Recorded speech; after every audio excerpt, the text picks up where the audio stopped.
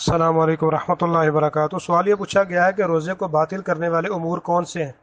قرآن کریم نے روزے کا مقصد تقوی کا حصول قرار دیا ہے، اور تقوی کا معنی اللہ کی طرف سے حرام کردہ امور کو ترک کرنا ہے۔ رسول اللہ صلی اللہ علیہ وآلہ وسلم کا ارشاد گرامی ہے، جو شخص روزے کی حالت میں جھوٹی بات اور اس پر عمل کو ترک نہ کرے تو اللہ تعالیٰ کو اس کے روزے کی کوئی ضرورت نہیں ہے کہ وہ اپنا کھانا پینا چھوڑ دے، ترک کر دے۔ صحیح بخاری کی یہ روایت ہے۔ اس حدیث سے معلوم ہوتا ہے کہ روزہ دار کو حرام اقوال اور اعمال سے اجتناب کرنا چاہیے۔ ان کے متعلق بہت سخت وعید ہے۔ اسے چاہیے کہ روزے کی حالت میں دوسرے لوگوں کی غیبت نہ کرے، جھوٹ نہ بولے، چغلی نہ کرے اور دیگر حرام امور سے اجتناب کرے۔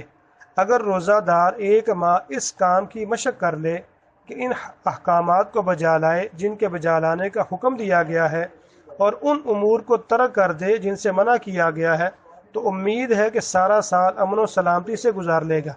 لیکن افسوس ہے کہ اکثر روزے دار روزوں اور اس کے علاوہ دوسرے دنوں میں کوئی فرق نہیں کرتے۔ وہ اپنی عادت کے مطابق جھوٹ، دھوکہ، فراڈ اور حرام باتوں اور حرام کاموں کا شغل جاری رکھتے ہیں۔ اگرچہ ان کاموں سے روزے کا وقار اور احترام مجروح ہو جاتا ہے، لیکن ان کے ارتکاب سے روزہ باطل نہیں ہوتا۔ البتہ اجر و ثواب میں بہت حد تک کمی آ جاتی ہے، بلکہ بعض صورتوں میں تو اس کا ثواب بالکل ضائع ہو جاتا ہے۔ تو لہٰذا ایک مسلمان کو چاہیے کہ اپنی محنت کو ثمر آور بنانے کی کوشش کرے اور ایسے تمام کاموں سے اجتناب کرے جن سے اس کے اجر میں کمی یا ثواب کے ضائع ہونے کا اندیشہ ہو۔